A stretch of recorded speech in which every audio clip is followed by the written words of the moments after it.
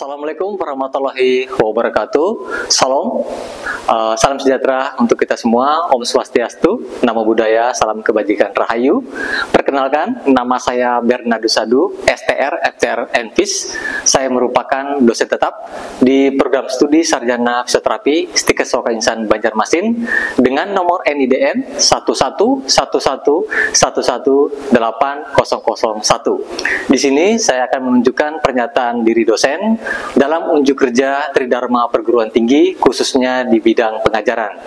Video ini saya buat untuk mengikuti sertifikasi dosen gelombang pertama yang diadakan oleh Kemendikti-Saintek pada tahun 2025. Di sini saya akan menjelaskan terkait salah satu mata kuliah yang saya ampu di program studi Sarjana Fisioterapi Stikes Soka Insan Banjarmasin, yaitu mata kuliah Fisioterapi Muskuloskeletal dengan kode mata kuliah F211PKF yang diajarkan pada mahasiswa semester 5 dengan total SKS 4 SKS terbagi pada 2 SKS teori dan 2 SKS praktikum. Mata kuliah ini membahas terkait konsep dasar hingga lanjutan dalam penata laksanaan fisioterapi pada gangguan sistem muskuloskeletal, serta fokus dari pembelajaran mata kuliah ini adalah terkait anatomi dan juga biomekanik sistem muskuloskeletal serta proses patofisiologi berbagai kasus pada muskuloskeletal serta bagaimana evaluasi dan intervensi pilihan yang biasa dilakukan seorang fisioterapis pada kasus-kasus muskuloskeletal, tentunya berdasarkan dari evidence based practice. Dan CPL yang dibebankan pada mata kuliah ini yang pertama adalah sikap S11, yaitu memiliki sikap menghormati hak privasi, nilai budaya yang dianut, dan martabat klien, menghormati hak klien untuk memilih dan menentukan sendiri pelayanan kesehatan, khususnya pelayanan fisioterapi yang diberikan, serta bertanggung jawab atas kerahasiaan dan keamanan informasi tertulis, verbal, dan elektronik yang diperoleh dalam kapasitas sesuai dengan lingkup tanggung jawabnya. Serta S12, yaitu menginternalisasi sikap Paulinian T2 Course, yaitu transformer, travail, caring, accountable, regularity, dan simplicity dalam melakukan pelayanan kesehatan, khususnya pelayanan fisioterapi. Untuk CPMK, pada mata kuliah ini terbagi atas 3, sehingga diharapkan setelah mahasiswa mengikuti perkuliahan fisioterapi muskuloskeletal ini, yang pertama mereka dapat memahami kembali terkait anatomi serta biomekanik dari sistem muskuloskeletal, yang kedua terkait konsep dasar fisioterapi muskuloskeletal itu sendiri, dan yang terakhir mereka diharapkan mampu menerapkan bagaimana manajemen fisioterapi, dalam hal ini adalah intervensi fisioterapi yang diperlukan pada kasus-kasus muskuloskeletal. Untuk bahan kajian, pada mata kuliah ini terdiri atas ada 15 bahan kajian. Pada bagian awal 1-4 kita mempelajari terkait konsep-konsep mulai dari review, anatomi dan biomekanik sistem muskuloskeletal, dan juga konsep dasar fisioterapi untuk muskuloskeletal itu sendiri, struktur otot dan juga skeletal, sampai dengan bagaimana ruang lingkup fisioterapi muskuloskeletal. Selanjutnya, bahan kajian berikutnya mulai dengan terkait anggota gerak atas, mulai dari shoulder, elbow, sampai dengan wrist hand, dilanjutkan dengan anggota gerak bawah, hip, knee, sampai dengan ankle and foot, dan juga bagian tulang belakang, vertebra, dimulai dari kapital, servikal, torakal, sampai dengan lumbal. Semuanya ini akan dimasukkan ke dalam peta kompetensi dalam sub CPMK masing-masing untuk semua pertemuan. Pertemuan perkuliahan ini ada 16 kali pertemuan, termasuk dalam UTS dan juga UAS, dan juga OSPE tentunya. Dan di sini terbagi pada pertemuan pertama sampai dengan pertemuan ke-7, khusus membahas terkait konsep-konsep dasar review anatomi biomekanik muskuloskeletal sampai dengan terkait membahas kasus-kasus muskuloskeletal pada anggota gerak atas.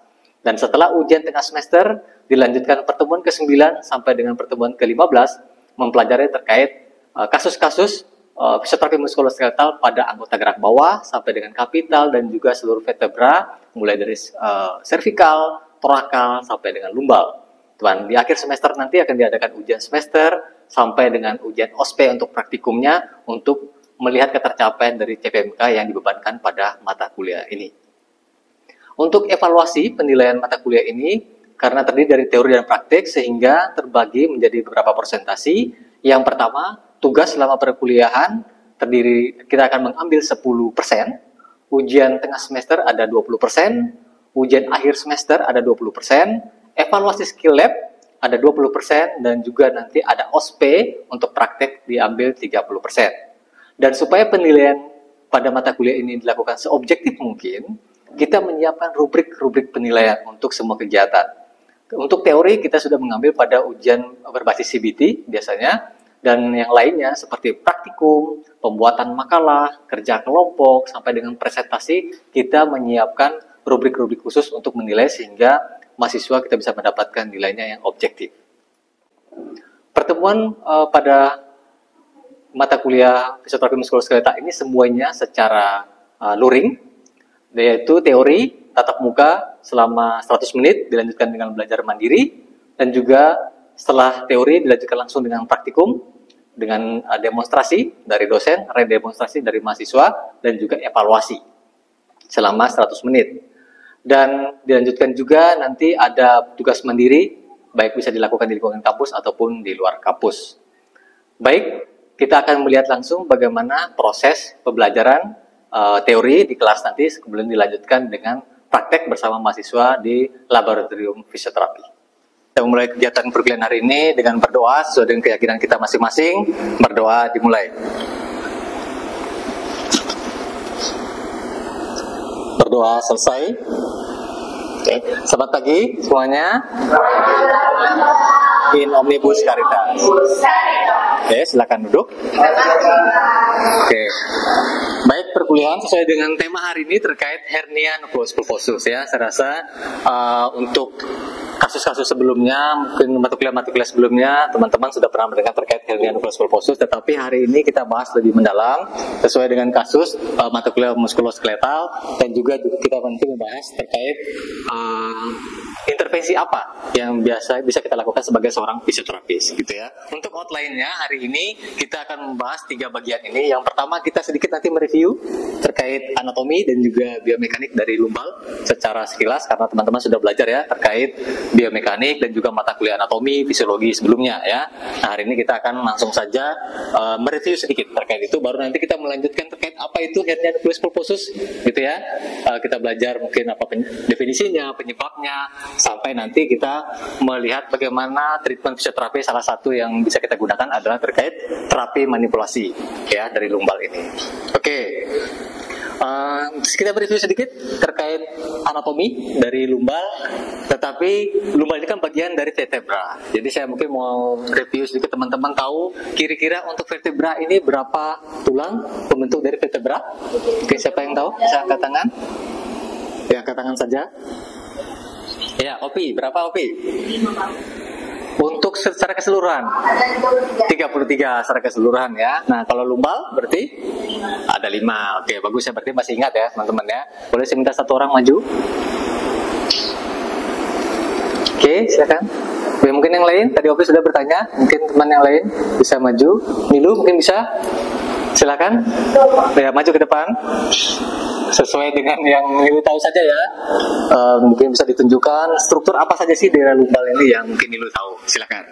Kalau dari struktur dari lumbal, lumbal tadi kan memiliki ada 5 segmen. Boleh ditunjuk Nilu yang mana saja yang masuk lumbal itu?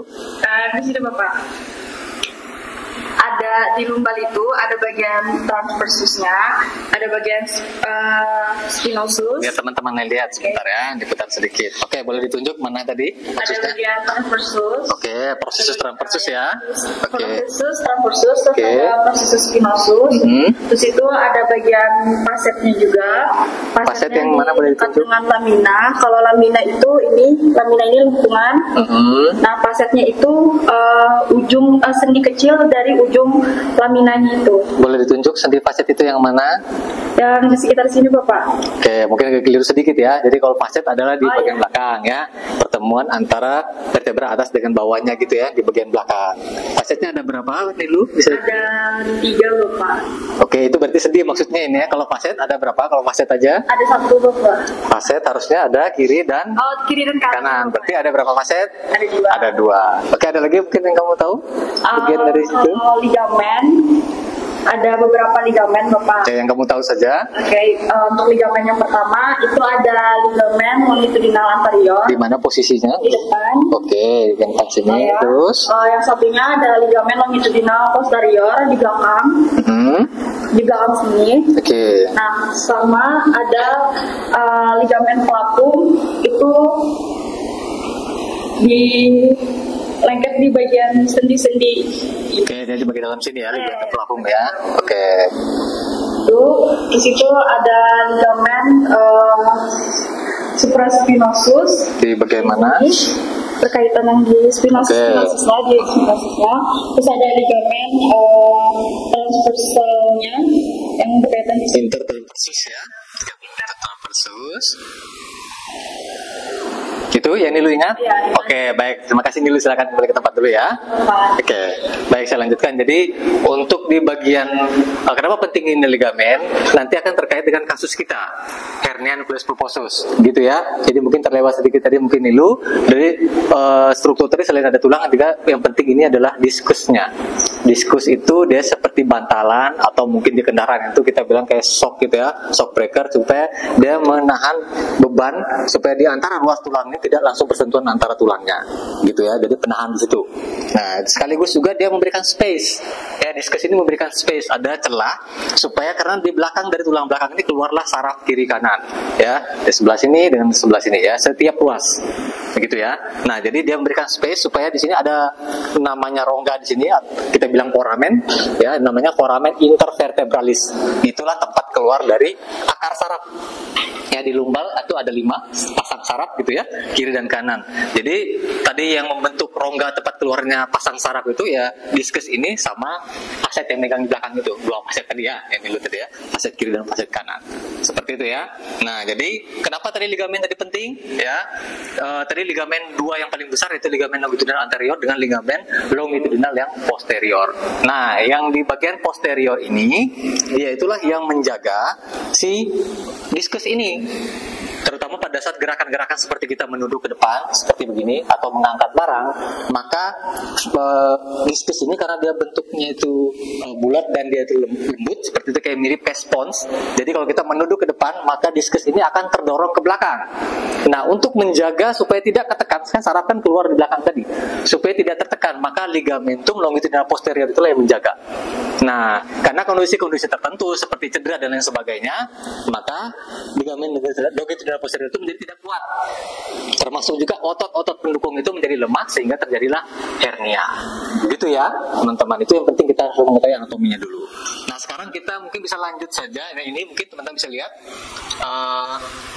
diskus itu, jadi posisinya seperti ini. Jadi diskus itu ada 2 lapis saja kayak bentuk cincin begitu. Yang luarnya itu, jadi di dalam itu ada nukleus pulposus, di luar itu ada cincin namanya anulus. Anulus fibrosus itu yang bagian luar. Nah ini ya, ini bagian luar. Kalau di dalamnya nukleus pulposus. Jadi kalau terjadi kerusakan itu ya orang yang namanya HNP, nah di bagian dalamnya ini nukleus ini terkeluar, anulusnya robek, dia terkeluar sehingga mendorong saraf. Begitu ya. Nah, jadi kita ini ligamen tadi saya sudah bilang, yang ini yang sering bermasalah, ligamen longitudinal posterior, karena dia lebih kecil dari ligamen longitudinal anterior. Dia lebih kecil sehingga kalau terjadi tekanan secara terus-menerus, dia ini bisa menjadi lemah, dia akan mendorong ke belakang dan terjadi penekanan pada saraf yang kita bilang HNP ya. Nah, kita akan bisa lanjutkan saja terkait langsung ke kasus HNP yang topik utama kita hari ini. Jadi sesuai dengan namanya HNP itu kan panjangan dari hernia nucleus pulposus ya. Herniasi itu berarti dia tonjolan atau terkeluar dari tempatnya gitu ya, menonjol ke belakang ya. Jadi herniasi dari diskus intervertebralis, terutama yang bagian dalamnya itu nucleus pulposusnya terdorong keluar sehingga menekan akar saraf yang bagian belakang ini tadi, seperti itu. Dan arah dorongannya itu biasanya ke arah posterolateral kita bilang ya. Jadi diskus itu posterolateral. Kenapa posterolateral? Dia tidak bisa lurus langsung anteroposterior karena di belakang itu ada ligamentum longitudinal posterior tadi. Walaupun mungkin dia melemah, tapi dia masih posisinya masih di tengah tuh. Jadi biasanya ke arah sampingnya. Makanya biasanya arah dorongan dari diskus bila terjadi HNP itu adalah arahnya posterolateral. Nah, kalau terjadi seperti itu dia akan menekan saraf. Tidak dua-duanya, biasanya lebih ke salah satu sisi. Mana salah satu sisi yang paling lemah. Seperti itu ya. Oke. Penyebab-penyebabnya sudah saya jelaskan tadi. Kemungkinan paling sering, apalagi kalau mungkin usia muda sudah terkena, kemungkinan biasanya ada cedera. Mungkin pernah teman-teman pernah jatuh dari motor gitu kan, mungkin keluarganya. Nah, saya juga punya pengalaman banyak sekali pasien-pasien itu dia mengalami HNP setelah ditanya-tanya ya, history talkingnya ternyata dia mengalami trauma atau jatuh dari kendaraan. Biasanya kadang-kadang bisa sampai 2 tahun yang lalu. Nah, baru berasanya sekarang seperti itu. Karena kalau kita jatuh itu akan sudah mulai terjadi pelemahan-pelemahan dari otot, ligamen gitu kan. Nah, semakin bertambahnya usia, nah di setahun 2 tahun dan muncul sudah gejala-gejala. Gitu akhirnya ternyata diagnosa HNP akibat dari trauma sebelumnya. Gitu ya. Kalau usia udah pasti ya, namanya semakin tua biasanya diskusnya akan semakin menipis, dan juga pasti semakin melemah, termasuk tadi ligamennya juga kan pasti semakin melemah. Jadi kemungkinan terjadi HNP semakin tinggi di situ. Ya. Kelainan komunitasnya bisa juga, kelainan komunitas itu salah satunya dia punya bentuk tulang belakangnya tidak sesuai gitu kan, tidak lurus, ataupun tadi pembentukan dari dia punya ligamen tadi tidak sempurna. Ada orang-orang tertentu seperti itu, jadi ligamennya tidak kuat, itu bentuknya tidak sempurna sehingga mudah sekali terjadi HNP. Itu bisa juga ya, tetapi secara garis besar seperti ini ya, trauma yang paling sering yang terjadi menyebabkan orang mengalami HNP gitu. Nah, ini klasifikasinya derajatnya ya, orang HNP itu derajatnya apa saja. Nah, ini derajat-derajatnya gitu ya. Yang pertama atau paling rendah ini, atau kadang-kadang juga sering kita bilang disbulging. Jadi sudah ada penonjolan akibat mungkin karena tadi mungkin trauma tadi ya, atau ligamennya mulai berkurang sehingga sudah terjadi tonjolan ke belakang, ke bagian belakangnya sehingga menekan akar saraf. Tetapi dia belum keluar, dia masih pada tempatnya. Jadi nanti posisi tertentu dia akan balik lagi. Begitu ya. Jadi kalau mungkin awal kena, terus nanti dia akan kembali lagi. Mungkin gejalanya tidak terlalu berat. Nah, terus yang keduanya sudah prolaps ya. Kalau prolaps itu dia punya yang bagian tengah ini, masih ingat namanya apa yang bagian tengah ini teman-teman? Yang tengahnya ini yang warna hijau apa namanya? Nukleus pulposus ya. Yang tengah itu nukleus pulposus, sedangkan bagian luar itu namanya anulus pulposus ya. Jadi biasanya anulusnya, dua-dua ini sebenarnya anulusnya sudah mulai melemah. Tetapi yang level 2 ini anulusnya sudah lemah banget.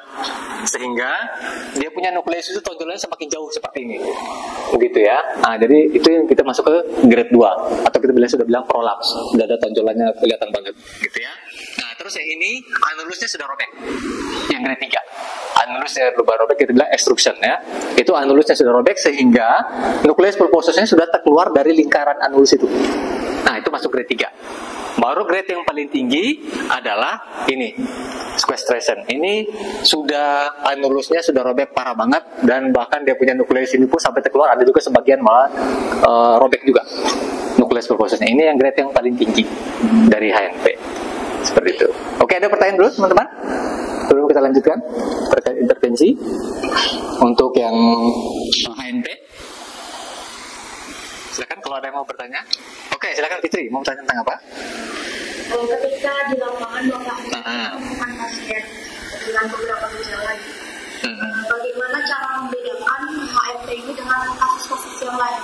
Oke, yang pertama untuk kita membedakan HNP dengan kasus yang lain, karena ini kan saraf ya.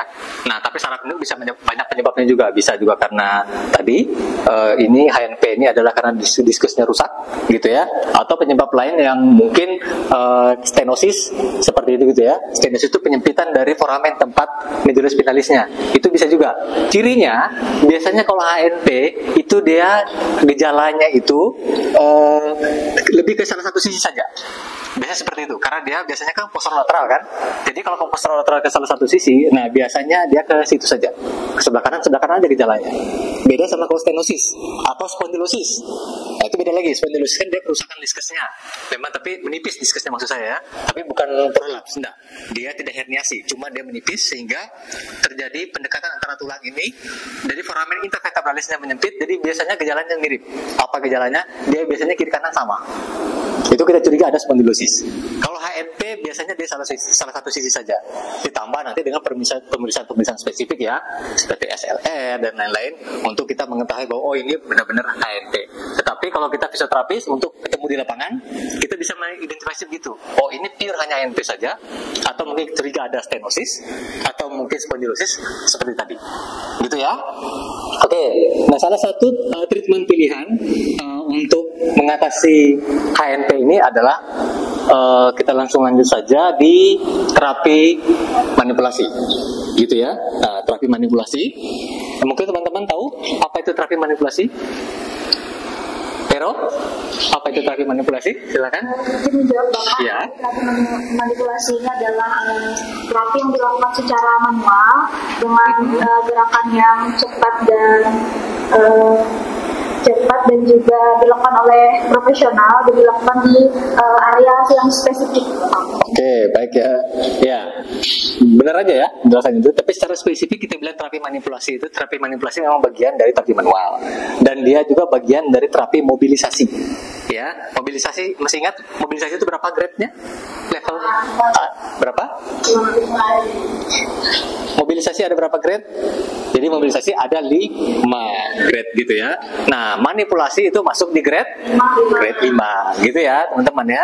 Oke, jadi manipulasi itu masuk grade 5. Bagaimana melakukannya? Seperti sudah dijelaskan Vero tadi. Jadi kita melakukan itu mulai dari akhir ROM gitu ya, dan dilakukan secara cepat gitu ya, dengan masih sampai ke batas anatomikal atau fisiologis dari sendinya. Kalau lewat dari situ bisa menyebabkan orang cedera. Ya, dilakukan mulai dari akhir ROM. Sedikit stretching baru kita melakukan manipulasi. Nanti tekniknya kita akan lakukan nanti di laboratorium setelah ini, teman-teman ya. Oke, saya sedikit menjelaskan sebelum kita nanti ke laboratorium. Nah, ini harus diperhatikan indikasi kontraindikasi, gitu ya. Jadi indikasinya seperti ini. Apa saja yang perlu kita boleh melakukan manipulasi seperti ini ya, tanda dan karakteristik lesi sendinya, spina, indikasi terapi manipulasi ini, keterbatasan gerak, ada ada stiff, dan juga ada mungkin spasma pada otot-otot, itu bisa kita lakukan gitu ya. Nah, ini juga biasa mobilitasnya menurun sebagian otot-otot, itu masih bisa. Juga ada joint dysfunction, ada gangguan ROM dan juga ligamen. Nah, bagaimana cara ini kita melakukan dengan pemeriksaan spesifik ya. Jadi kalau tadi untuk yang grade tadi, saya mengingatkan lagi grade. Kalau kita fisioterapi hanya boleh melakukan grade 1 sampai dengan grade 3 maksimal. Apalagi kalau teman-teman nanti mungkin baru lulus, hanya boleh melakukan pada kasus-kasus HNP pada grade 1 sampai dengan grade 2 cukup. Kalau grade 3, maka itu cukup berbahaya. Kita ada melakukan manipulasi juga, tapi namanya teknik segmental manipulation. Ya, kalau grade 4 jangan. Kalau grade 4 silakan dirujuk ke rumah sakit, karena itu sudah parah banget dan dia punya saraf kejepitnya luar biasa, sudah kuat sekali, bahkan sudah ada perlengketan di situ. Jangan coba-coba melakukan manipulasi, karena itu bisa merusak saraf, memperparah kondisi. Orang bisa terjadi lumpuh gitu ya, malpraktek nanti. Gitu teman-teman ya. Oke. Baik, nanti kita langsung praktekkan ke lapangan di lab teknik untuk melakukan manipulasi ya. Jadi untuk perkuliahan hari ini untuk teori sudah selesai. Sebagai untuk asesmennya, untuk penilaian, nanti teman-teman kita melakukan ini ya secara individu. Nanti silakan buka masing-masing LMS-nya ya, learning-nya, untuk melihat penugasan secara spesifik di sana. Kita akan melakukan review jurnal. Teman-teman tolong cari jurnal internasional yang membahas terkait terapi manipulasi untuk kasus HNP gitu ya. Nanti teman-teman silakan mereview dan di-upload ya sebelum nanti ujian akhir semester ya. Ujian akhir semester kita tanggal berapa? Tanggal 14 ya. Oke, berarti nanti sebelum tanggal 14 silakan di-upload, nanti saya akan menilai dari hasil kerja teman-teman. Oke, saya rasa itu. Nah, sekarang kita istirahat kurang lebih sekitar 15 menit, baru selanjutnya kita akan menuju ke laboratorium. Dan kita akan melanjutkan setelah tadi kita sudah mempelajari teorinya di ruangan kelas tadi terkait tema kita hari ini ya, di mata kuliah fisioterapi muskuloskeletal pada bagian lumbal, yaitu kasus hernia nucleus pulposus ya, HNP. Nah, sekarang kita praktek khusus untuk terkait treatment, salah satu treatment fisioterapi yaitu manipulasi lumbal. Nah, sekarang saya akan simulasikan, mendemonstrasikan bagaimana proses melakukan manipulasi pada lumbal. Nanti semua mahasiswa harus memperhatikan dengan benar, dan nanti saya akan minta satu-satu dengan pasangan masing-masing untuk menjadi terapis dan juga menjadi probandus untuk mendemonstrasikan kembali. Oke, saya minta satu orang maju ke depan. Oke, silakan yoga. Naik, baring dulu. Kita minta kliennya ke arah situ. Miring ke arah sini. Oke, kita pastikan kenyamanan dulu kliennya. Ya. Untuk sebagai privasinya, kita bisa tutup daerah yang akan kita terapi, daerah lumbal. Baru kita posisikan berikutnya. Setelah di posisi miring seperti ini, kaki yang bagian atasnya kita minta untuk menekuk ke atas, menekuk sampai di belakang dari lutut, di belakang knee, ya posisinya. Baru ini boleh kita majukan sedikit.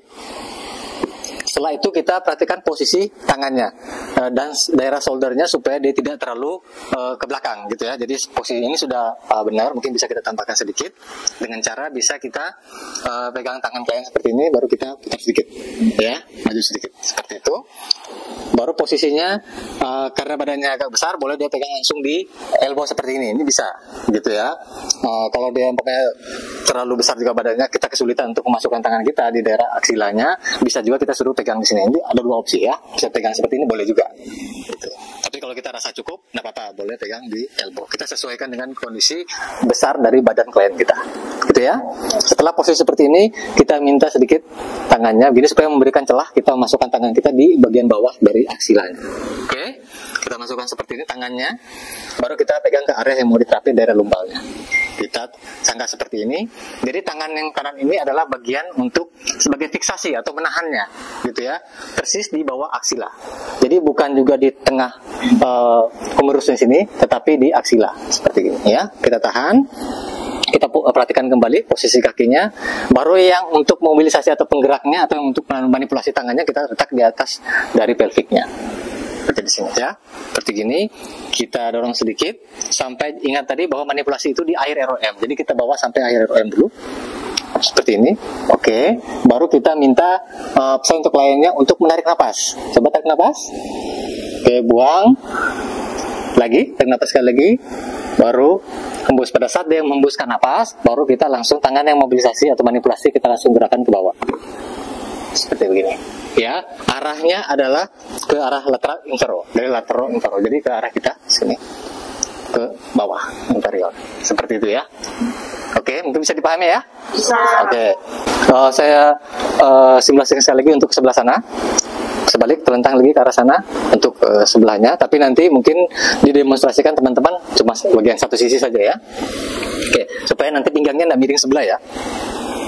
Oke, saya sekarang ada pertanyaan dulu. Saya lakukan tadi, bisa ya? Oke, selanjutnya saya minta perwakilan dari teman-teman mahasiswa. Oke, turun dulu. Terima kasih ya, Yoga. Ya, perwakilan mahasiswa untuk satu menjadi probandus dan satu sebagai terapisnya untuk mencoba. Ya, siapa yang mau jadi terapis? Oke, Buni, probandus. Oke, silakan. Kita bisa lihat sama-sama ya. Lihat posisinya, mungkin handuknya salah satu diambil dulu untuk sebagai handuknya atau penutupnya.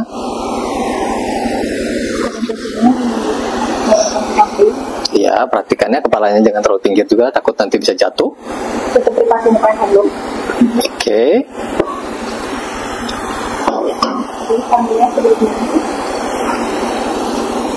Iya, cukup. Kakinya di belakang ini. Oke, yang bagian atasnya yang dilipat ya, jangan terbalik ya, bukan di bagian bawah, bagian atasnya.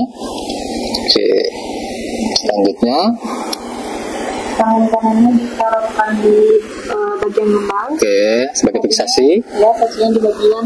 Elbownya kamu di mana posisinya?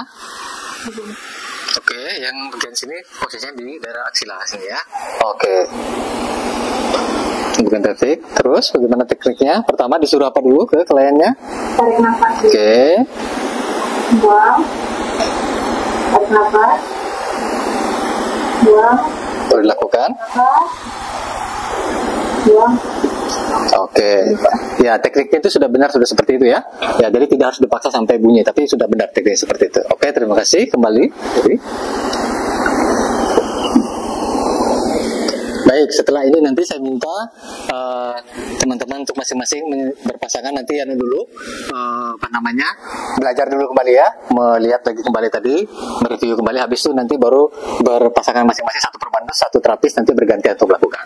Ya, sebagai untuk penilaian nanti kita akan mengadakan OSPE, ujian nanti bersamaan dengan ujian akhir semester di UAS nanti. Kita OSPE khusus untuk mempraktekkan teknik ini sebagai nilai akhirnya nanti.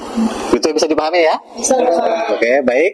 Sekarang sudah berakhir untuk kegiatan kita praktek hari ini. Kita lanjutkan dengan teman-teman untuk latihan mandiri. Saya akan mengawasi satu persatu.